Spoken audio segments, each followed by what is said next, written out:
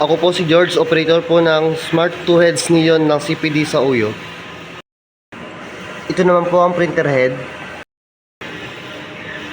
Ito naman ang capping. Head clean.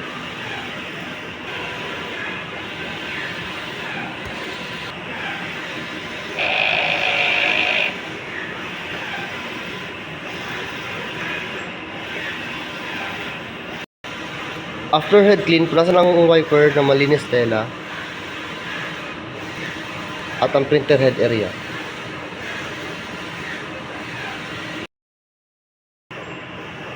Nozzle test.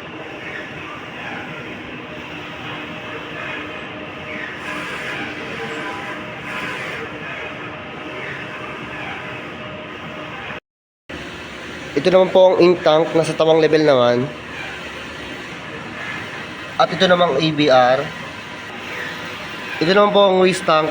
Napalitan po siya last week. Ito naman po sa consumables.